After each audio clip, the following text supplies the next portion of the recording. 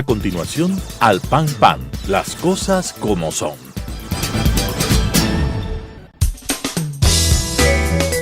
Clasificación B, bajo supervisión de un adulto.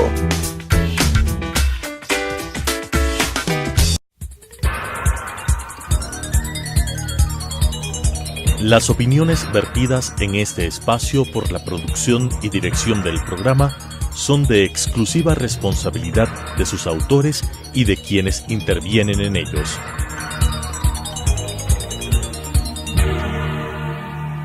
Telesucesos Canal 29 UHF presenta Al Pan Pan, las cosas como son. Coyuntura y calidad de la democracia con la conducción de Patricio Aro. Al Pan Pan, las cosas como son. Cordiales saludos a la gran audiencia de Telesucesos Canal 29, el canal diferente, audiencia que nos sigue semana a semana a decir las cosas como son. En esta oportunidad hemos invitado al abogado José Charri. Él es un abogado penalista con varias maestrías en la Universidad de Barcelona. Es máster en Derecho Penal y Ciencias Penales y es máster en Estudios Jurídicos Avanzados por esa universidad. Además es especialista en Derecho Procesal por la Universidad Andina Simón Bolívar. Con él analizaremos las situaciones que a 3 personajes, altos funcionarios del gobierno anterior, se les han sucedido penalmente, y ellos son al presidente Rafael Correa, al expresidente Rafael Correa, llamado a juicio penal, al vicepresidente de la República en su traslado hacia un hospital, el pedido de traslado a la cárcel 4 y su retorno final a la Tacunga, y la huida de Fernando Alvarado cometiendo un delito adicional que es liberarse ilegalmente del grillete o control electrónico que tenía como medida cautelar en su tobillo. José, bienvenido a decir las cosas con nosotros. Saludos cordiales de Clever Herrera y César Ulloa Tapia y de su servidor Patricio Aro Ayer. Bienvenido, José. Muchas gracias, buenos días con todos y buenos días con los oyentes. Bueno, son temas indudablemente donde la política sigue atravesando la coyuntura. Creo que hay 3 grandes rubros desde los cuales se puede advertir qué pasa en el panorama inmediato y tienen que ver indudablemente con una reconfiguración de fuerzas al interno de Alianza País, lo que de alguna manera genera una fractura entre el ala correísta y morenista, que además tiene unas grandes connotaciones judiciales por los procesos penales que se siguen. La segunda, estamos a puertas de un proceso electoral donde indudablemente está antecedido por la designación del nuevo Consejo Nacional Electoral y además por la reconfiguración territorial en torno al movimiento que están haciendo los partidos y movimientos políticos. Y la tercera me parece muy clave porque la semana anterior, tanto en el ámbito internacional como el nacional, se agitó el avispero, si se puede decir de esta manera, a partir de lo que la jueza Daniela Camacho ha dicho bajo la figura que el expresidente Rafael Correa tendría y que él mismo ha declarado que ya no va a volver al país por el tema del secuestro. A mí me parece que es fundamental no alejarnos de estos temas que se ha planteado analizarlos del día de hoy. Sin embargo, yo no quiero dejar de mencionar que estos elementos que son fundamentales en la lucha contra la corrupción no nos pueden distraer la mirada, por ejemplo, de lo que se ha planteado ahora. La propuesta de la nueva proforma para el año 2019, que en esencia evidencia el estado de crisis y el mal manejo de la política económica en el anterior y en el actual gobierno.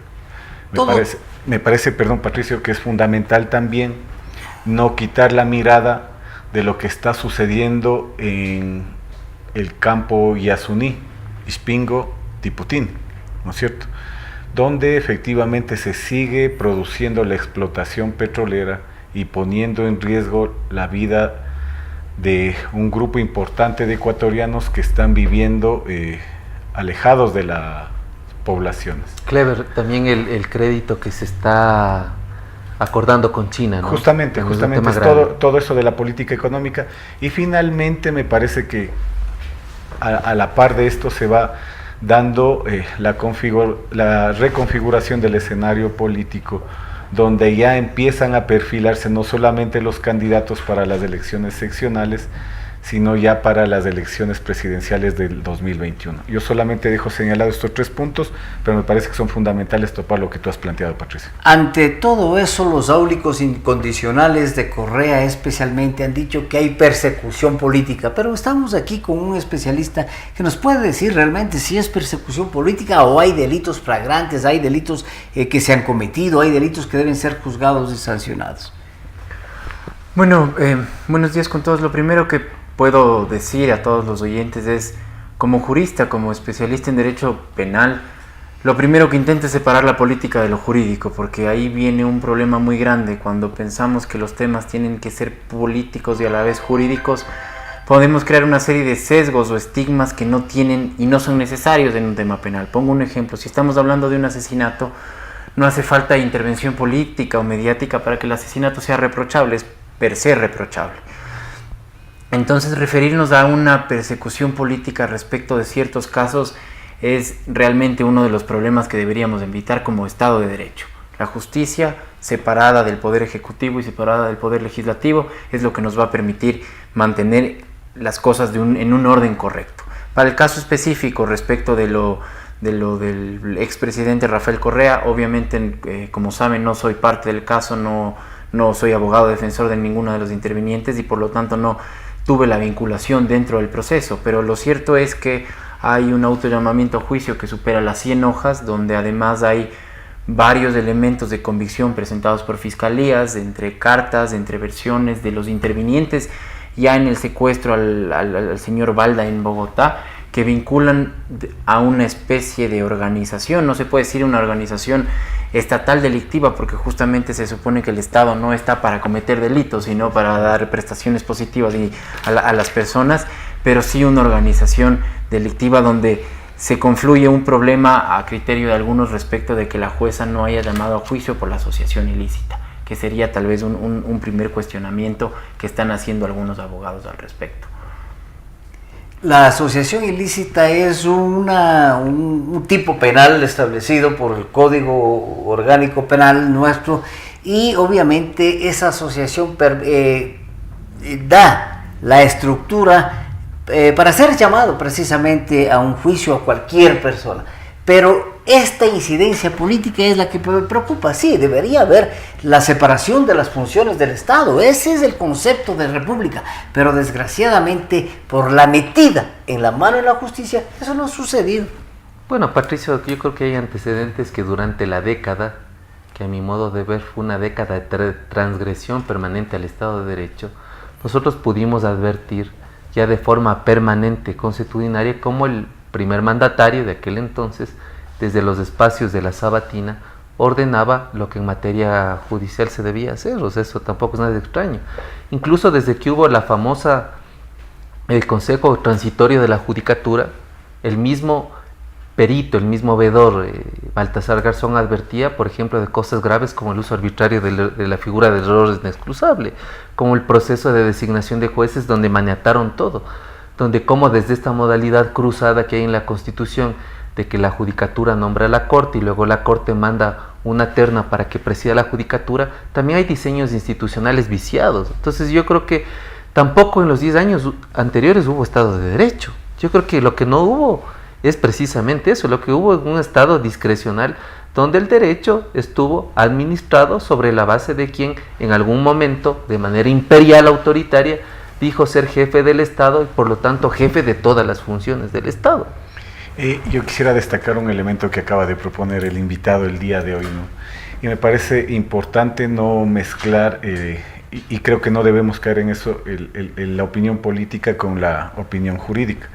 Sin embargo, yo quiero dejar planteado el hecho de que no deja de admirar, por ejemplo, que la ciudadanía vea casi sin inmutarse el hecho de que un expresidente de la República haya ordenado secuestrar a un ciudadano en otro país, valiéndose de toda la infraestructura del Estado, ocupando o utilizando recursos económicos de los ecuatorianos, y casi lo están viendo o lo estamos viendo con normalidad, como un hecho que podría pasar casi inadvertido, cuando es extremadamente delicado lo que sucedió, pues, ¿no es cierto? Y además que desde la óptica de las relaciones internacionales se está violentando la soberanía de otro país. Entonces hay un delito también en el derecho internacional público y eso debe ser también considerado. Ahora tomaré un poco de las intervenciones que han dicho cada uno de ustedes respecto de que en el anterior régimen o en el gobierno de Rafael Correa, por decirlo más concreto, no había un Estado de Derecho. Creo que no es el punto en cuestión. El punto en cuestión es, independientemente de si hubo o no hubo, en algún momento tiene que haber. Siempre va a haber corrupción, siempre va a haber elementos o manzanas podridas en cualquier gobierno, en cualquier administración. El tema es hasta cuándo como ciudadanos vamos a permitir que estas manzanas sigan existiendo y no hacemos nada al cambio. Entonces, recuerdo, y no sé si estoy citando de forma correcta, pero una vez que empezó el gobierno de Simón Bolívar en aquel entonces, uno de los críticos fue último día de despotismo, primero de lo mismo. Y es justamente lo que deberíamos como ciudadanos buscar, que cambie eso. Si en el anterior gobierno se estaba haciendo mal, no caigamos en el mismo problema en el anterior gobierno, porque si es que partimos de esa premisa de decir que se estaba haciendo mal en el anterior y estamos haciendo actualmente mal también, quiere decir que todos los procedimientos judiciales que estamos siguiendo estarían incorrectos. Y entonces, y esa es la preocupación de mi profesión como jurista. Caemos en un círculo la justicia vicioso. Como tal, mi profesión como tal, está siempre vinculada a lo que pase con el poder político, que es lo último que debería ser, al contrario. La justicia vincular al poder político en base a valores mucho más amplios y mucho más firmes, que son evidenciar si los hechos configuran o no un delito o una infracción administrativa o una infracción civil, independientemente de que se trate de Rafael Correa, Lenín Moreno o cualquier persona en particular. Este programa ha sido una trinchera contra la corrupción y ha sido una trinchera luchando contra la corrupción. Pero hay varios actores que son los llamados a luchar contra la corrupción y uno de esos actores es precisamente la justicia. Es decir, la justicia tiene que aplicarse implacablemente contra cualquier delito y especialmente hoy contra este delito que está flagelando a los ecuatorianos, que es la corrupción. Por lo tanto, sí hay relación directa de lo que ha sucedido. Creo que el decir, sí, es que antes también hubo corrupción y ahora también la corrupción se está incrementando, no es precisamente un argumento que nos permita enfrentar a la corrupción. ¿Cómo enfrentar a la corrupción? Pues con la tarea de todos los ecuatorianos, con la denuncia por parte de todos los sectores y con una aplicación de la justicia imparcial y absolutamente objetiva y justa. Y en eso tal vez las palabras del panelista fue: me sorprende cómo la ciudadanía puede no reaccionar ante ciertos eventos que pasan, en este caso con el llamamiento a juicio de Rafael Correa. Yo le agregaría algo. Me sorprende que es la misma ciudadanía la que muchas veces está criticando en redes sociales actuales funcionarios del gobierno, anteriores funcionarios del gobierno, y que fueron los mismos votantes de todas esas largas elecciones ganadas por el correísmo, y que en ese momento todo estaba bien, ahora todo está mal, y entonces parece que la ciudadanía, y ahí tomo sus palabras, no forma un criterio y entonces no hace esa presión para que las cosas salgan bien, que la corrupción quede fuera, no por la persona sino por el acto. Bueno, yo creo que esa fragilidad institucional es una variable permanente dentro de la misma Constitución del Estado del 30 hasta acá que no hemos podido resolver. Sumado a eso, un cóctel que tiene que ver con la exacerbada personalización de la política y un Estado patrimonialista.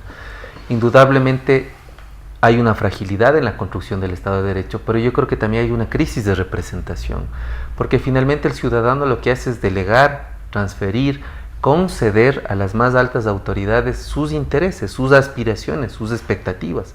El problema de la crisis del ciudadano se evidencia cuando el ciudadano se da cuenta que quienes están al frente de las instituciones no resuelven satisfactoriamente las demandas que se exigen. Y en este caso creo que los ecuatorianos no solo exigimos la falta de memoria colectiva, no solo en los 10 años que pasaron, en los anteriores, sino que también exigimos que en la actualidad no quede impune, porque también sería grave que exista impunidad, pero además que lo de ahora no caiga en dos trampas: la judicialización de la política, que es una trampa gravísima, y la otra, la politización de la justicia, que son dos hechos que van ahí de la mano. Ahora, hay que hacer esfuerzos precisamente por refrescar la memoria de la sociedad, lo que nosotros hemos dicho, ¿no? Y concuerdo plenamente, o sea, no hay que seguir repitiendo los mismos errores que se repitieron en el gobierno anterior, y ni siquiera solamente en el gobierno anterior, en los procesos anteriores. Porque no dejen de recordar, de tener presente aquella conformación de la Corte Nacional de Justicia, cuando se mandó a acercar el antiguo Congreso Nacional con tanques de guerra. Febres Cordero. ¿No es cierto? Claro. No dejen o no debemos olvidar aquella conformación de la Corte Nacional de Justicia llamada la Pichicorte, ¿no es cierto? Entonces los problemas en el diseño, en la estructuración del Consejo Nacional de Justicia no son nuevos. Y ahora hubo más una propuesta más directa, si se quiere, la metida de mano en la justicia, ¿no es cierto? Entonces es necesario cambiar todo ese proceso que nos ha venido acompañando desde el último retorno a la democracia, y que no hemos sido capaces como sociedad de darle un giro sustancial para que haya esa independencia de la justicia y que precisamente se sancione apegado al Estado de Derecho. Pero habría que recordar dos cosas. En la metida de la mano de la justicia hay actores intervinientes directos, como fue la cesada Corte Constitucional, que dio paso para que eso suceda, y la otra que es grave es que la ciudadanía votó a favor de esa consulta. Entonces el componente de formación pedagógica en política de la ciudadanía es clave, determinante, porque claro, si la ciudadanía refrendó los procesos, también algo está sucediendo en la ciudadanía. Creo que eso tampoco podemos perder de vista en ese sentido, ¿no? Pero el concepto republicano y ratificado y dicho reiteradamente por José Charri es que debe haber autonomía, pero no hay. ¿Por qué? ¿Cuáles son los intereses? ¿Cuáles son los factores para que eso no suceda? Es decir, ahora tampoco, según un sector en el país está diciendo, no, se está controlando la justicia, no hay justicia independiente, por eso me declaro en huelga de hambre, por eso no voy a acudir al juicio político. Entonces, ese fenómeno es el que nosotros como ecuatorianos debemos identificar y luchar contra eso precisamente. Yo en eso creo que hay muchos de los elementos que han dicho son muy útiles para la conversación. Primero, en su anterior intervención habló de que la Constitución como tal tiene una institucionalidad que viabiliza que haya ciertas tendencias en los poderes, ya sea legislativo, judicial, ejecutivo o los dos adicionales de nuestra Constitución. Pero el problema, y lo dijo hace un momento, es que nosotros mismos votamos la Constitución. Yo voté en contra, por ejemplo, y siempre tuve una oposición a ciertas votaciones dentro del gobierno de Correa, pero aún así fue la población la que aceptó que estos sean los parámetros bajo los cuales nos vamos a manejar. Y viene esa pregunta, ¿cómo hacemos para combatir lo que nosotros mismos estamos haciendo, lo que nosotros mismos estamos causando? Yo ahí encuentro dos elementos que son muy importantes. La falta de interés de la ciudadanía en lo que está pasando en el país en diferentes momentos, es decir, la falta de denuncia, la falta de apoyo, la falta de interés, de investigación, que permitiría de alguna manera controlar mejor lo que está pasando.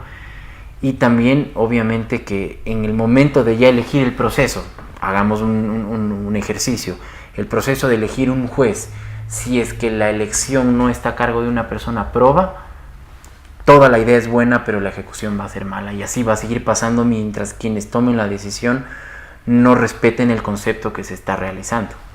Un concurso per se, un concurso de méritos de oposición, no es una cosa mala, no es una cosa errada, más bien es una cosa absolutamente válida versus a una designación a dedo directa. Pero si es que al final es una pantalla para que no pase lo que debe pasar, vamos a mantener el problema, y realmente yo creo que la solución está en ir cambiando las cosas de a poco, y la persona que se entera o a la persona que le presionan por hacer A o B o C razón sea capaz de decir, no, esta vez yo no voy a apoyar en esto, y ciudadanía está pasando este problema. Y ese precisamente uno de los cuestionamientos a las designaciones hechas por el Consejo de Participación Ciudadana Transitorio, es decir, la designación del Consejo de la Judicatura, la designación de los superintendentes, la designación de los otros consejos y de las otras funciones del Estado, también han sido cuestionados precisamente por eso, porque están siendo nombradas a dedo de alguna manera, atendiendo desde luego el mandato popular, pero sin mayor mérito evaluado, podría, y es el cuestionamiento, no es mi cuestionamiento, es el cuestionamiento de la opinión pública, podría darse precisamente esa deslegitimación en las designaciones que se está dando. Pero a mí me preocupan dos elementos de esta parte de la conversación, del diálogo, del análisis. La primera es que si nos fijamos con cierto detenimiento, no ha habido un proceso de recambio realmente en todo lo que significa la estructura judicial. Los mismos jueces, o los mismos personajes, mejor dicho, que promovieron ese recambio con el retorno a la Constitución, casi han permanecido en la palestra durante los últimos 40 años. Es en esta última etapa donde empiezan a surgir nuevos nombres, nuevos personajes vinculados al ámbito del derecho para tratar de provocar un cambio institucional. Y el segundo, y que me parece el más importante, es que la falta de independencia, lo que se ha señalado varias veces, no ha dejado hasta este momento de tener trascendencia, ¿no? Por ejemplo, las organizaciones políticas siguen incidiendo, si no de manera directa, de manera indirecta. Antes los jueces, varios de los jueces de la Corte Nacional de Justicia, o casi todos, tenían una vinculación directa con partidos políticos. Hoy por lo menos se trata de ocultar eso, ¿no? Para que no sea tan evidente. Pero me parece que esos dos elementos, la falta de recambio y la falta de independencia, siguen en el tapete. Ahora, hay que estudiar muy bien el diseño institucional, porque por ejemplo en Alemania son los partidos que conforman el Bundestag los que de alguna manera nominan a los mejores cuadros para ocupar las principales funciones de la justicia. El problema es que acá, cuando había la modalidad que desde el Congreso Nacional se elija a los magistrados jueces, no había tampoco una competencia meritocrática que valide el mismo rol de los partidos, es decir, tampoco es que los partidos mandaban a los mejores cuadros para que conformen el sistema de justicia. Entonces yo creo que desde las dos modalidades no se ha encontrado tampoco una línea media, una línea intermedia. En otras palabras, yo creo que en el Ecuador falta mucho por construir un criterio meritocrático ciudadano en política, es decir, entender que hay funciones del Estado que indistintamente de la posición ideológica que tenga cualquier autoridad, sin embargo, en el momento de administrar justicia, es eso lo que se debería hacer. Porque además, pensar que los magistrados o que cualquier persona no tiene ideología es falso. La gente tiene un criterio ideológico. El problema es que ese criterio ideológico represente intereses partidistas al momento de administrar la justicia. Yo creo que aquí habría que ver personas que cumplan con criterios de independencia, de autonomía, de experticia, de formación en ese momento, y que ese momento se deban precisamente a lo que la ciudadanía quiere. En ese sentido, y voy a hacer una salvedad a lo que hemos estado diciendo, parece que me salgo del tema, pero no quiero dejar de hacer las salvedades. Hemos estado diciendo que eventualmente hay problemas de corrupción en la justicia y en todos los poderes del Estado, pero no deja de ser necesario decir que uno de los principales errores es a veces eso, hablar en macro, hablar en grupo. Correcto. Como decir el correísmo era malo y el correísmo decía la prensa corrupta y la oposición todos son malos, cuando la verdad es que hay malos y hay buenos en todos los grupos. Y solo quiero hacer la salvedad por todos los jueces. Y los buenos somos más, importante. Por todos aquellos jueces y fiscales que eventualmente se pueden estar sintiendo aludidos y decir no es una generalización, estamos enfocándonos en el problema, sí. Pero la verdad es que también contamos con muchos profesionales que sabemos, aplican la justicia, la política, la administración de una forma correcta. Y ahí sí, retomando al tema de inflexión, que sería realmente la crítica, es eso, tal vez no importa cómo se designe o quién designe si es que el objetivo no es claro. ¿Quién tiene que llegar? Porque lo que usted decía, bueno, se criticaba que antes había tal vez una designación a dedo y ahora aparentemente se está haciendo la misma crítica. ¿Cómo están eligiendo los jueces o por qué tal persona es proba para elegir este juez? Siempre vamos a estar sometidos a la decisión de alguien más. El tema es cómo esa decisión o esa persona viabiliza que su decisión, valga la redundancia, sea razonable, sea compartida por la gente, impugnada por la gente, decir, ok, elegiste a tal magistrado, elegiste a tal persona, por todas estas circunstancias, ok, yo las creo correctas, y que no sea simplemente una decisión porque es un buen jurista, porque tiene buena representación, porque tiene una conducta intachable, porque como tal esa no es, el hecho es por qué esa conducta es intachable. Realmente los cuestionamientos que se hacen no solamente a la administración de justicia, sino a todos los procesos en el ámbito público, tienen ese signo de corrupción en un momento determinado que se generaliza, y no debemos caer en esas generalizaciones precisamente. Yo creo que es importante plantear aquello de que si no hay una erupción social que provoque una mejor designación de una Corte Nacional de Justicia no va a ser solamente responsabilidad de ese grupo o de esa comisión designadora. Yo concuerdo plenamente. Es la sociedad en su conjunto la que debe impulsar que haya una selección adecuada, independiente de los mejores ecuatorianos. De esta manera, con José Charri, nuestro invitado, abogado penalista con varias maestrías en el exterior, con Clever Herrera, César Ulloa y su servidor Patricio Aro, hemos dicho las cosas como son. Al pan pan. Las opiniones vertidas en este espacio por la producción y dirección del programa son de exclusiva responsabilidad de sus autores y de quienes intervienen en ellos.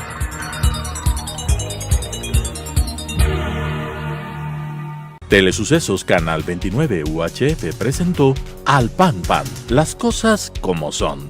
Coyuntura y calidad de la democracia con la conducción de Patricio Aro. Al Pan Pan, las cosas como son.